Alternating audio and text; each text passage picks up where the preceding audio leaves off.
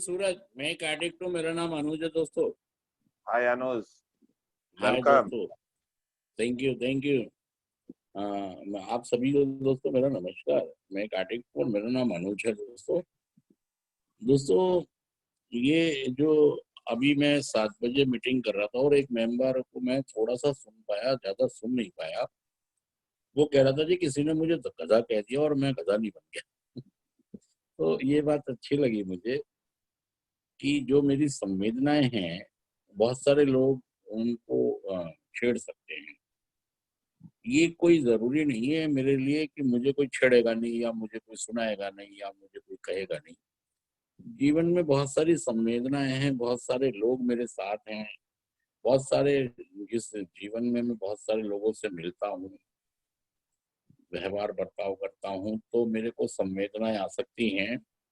और ये बात मुझे अच्छी लगी कि कोई मुझे किसी तरीके से किसी माध्यम से कुछ कह रहा है। एक तो मेरे में ये बड़ी खराबी थी कि कोई मेरा साथ साथी अगर ये बोलता था कि फलाने लोग तुम्हारे लिए ऐसा कह रहे थे, तो मैं इतना विचलित हो जाता था कि मैं पूरी किताब लिख दूं उसके ऊपर। ये वो मतलब मैंने इस बात की जांच पड़ताल भी नहीं की कि ये जो व्यक्ति कह रहा है वो बात वैसी है भी या नहीं, वैसी चली भी है या नहीं। तो ये मैं बहुत सालों से मैंने अपने अंदर देखा है कि वो चीज पता नहीं वैसी है या नहीं है या कैसी है। बस मेरे पास एक कम्युनिकेशन आ गया, उसने कह दिया और मैंने सच मान लिया और अपना रिएक्शन भी दे दिया। जो रिएक्शन मैं देखता हूँ वो आता मेरे अंदर से ही और मुझे विचलित कर देता है। जैसे अभी थोड़े दिन पहले उन्होंने कहा कि जी वो तो कोई लड़के आए थे और वो ये कह रहे थे कि हमें उनसे अपना सामान लेना है, हमारा सेंटर में अभी ये सामान है वो। तो मैं इतना विचलित हो गया इस बात से। मतलब ऐसा हुआ है या नहीं हुआ है ये कोई बात प्रमाणित नहीं है, ना ही इसकी सच्चाई को मैं 100% खुद ये कह सकता। तो मैं उस एक बात के ऊपर इतना विचलित हो गया, और हो सकता है किसी ने मजाक में कही हो, कहीं भी हो, मेरे तक ऐसी है। तो एक ओपन माइंड की मेरे दिमाग की ये बात होती है कि मुझे अपनी संवेदनाओं को काबू में करना होता है। वो मेरे को लगता है कि जो मेरी भावनाएं हैं वो मुझे बहुत जल्दी विचलित कर देती है। और यही मेरी इस बीमारी की खास बात है कि ये मुझे किसी भी स्टेज में अपने चुंगल में घेर सकती है। मतलब जरूरी नहीं है कि मैं नशा करूंगी। अगर मैं अशांत हूँ, मेरे अंदर शांति नहीं है, हे प्रभु मुझे इतनी आत्म शांति दो, पता नहीं मैं लाखों बार ये प्रेयर कर चुका हूँ, और आज भी मेरे अंदर कोई ऐसी घटना होती है तो वो आत्म शांति मुझे पता नहीं कहाँ चली जाती है। वो इसलिए कि मुझे लगता है कि मैं एक ऐसा इंसान हूँ कि उसका ओपन माइंड अच्छे से काम नहीं करता कभी ना। कभी बहुत अच्छा काम कर रहा होता है। असल में क्या है कि जैसे वो एक पुराने जमाने में मेरे पिताजी रेडियो चलाते थे, और वो रेडियो ऐसा होता था कि वो उसमें कुछ एक पॉइंट होती थी। तो वो एक चैनल से उसको सुई को इधर उधर करते थे, इधर इधर से जा रही है उधर जा रही है, और एक जगह लाके उसे सेट करते थे तो आवाज सेट हो जाती थी। तो वो इस तरह का रेडियो था कुछ। तो मेरा भी मुझे लगता है कई बार मेरे सिग्नल बहुत बढ़िया आ रहे होते हैं और कई बार मुझे लगता हम्म। है कि मेरे सिग्नल अच्छे नहीं आ रहे हैं। तो जब मेरे सिग्नल मेरे दिमाग में अच्छे नहीं आ रहे होते हैं दोस्तों, मैं रिएक्ट या गुस्सा नहीं करता अगर मेरी एक ही जगह कुछ बात हो रही।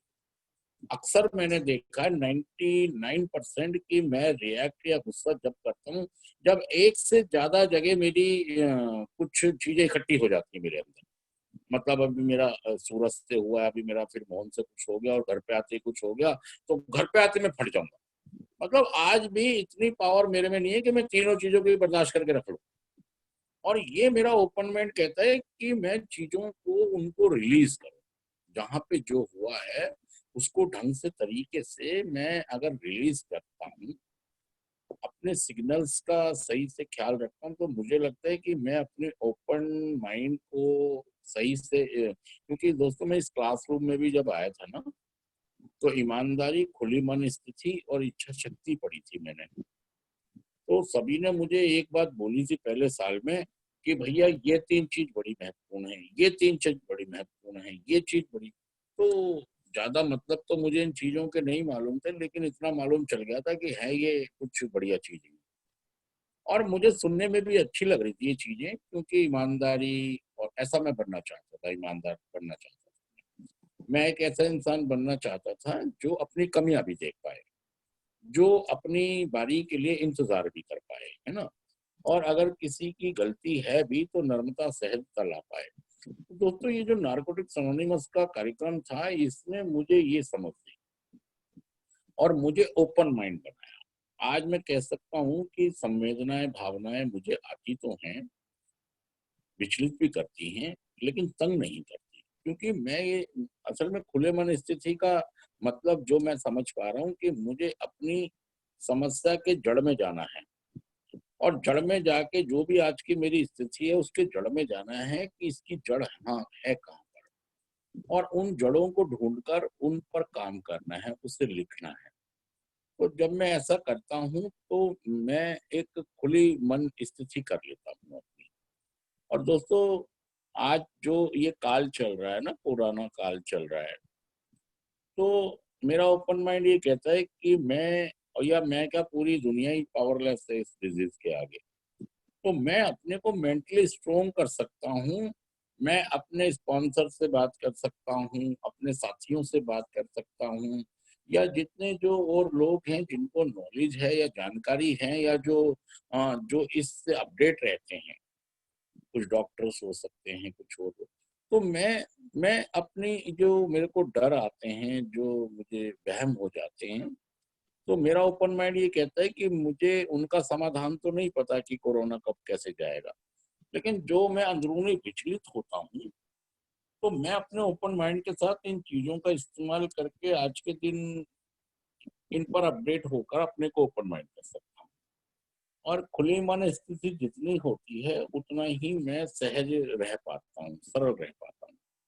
तो दोस्तों, ये जो खुली मन स्थिति है, और मेरे जीवन में कई सारे लोग ऐसे हैं जिनके सामने मैं अपनी खुली हुई किताब, दिल को खोल देता हूँ बिल्कुल।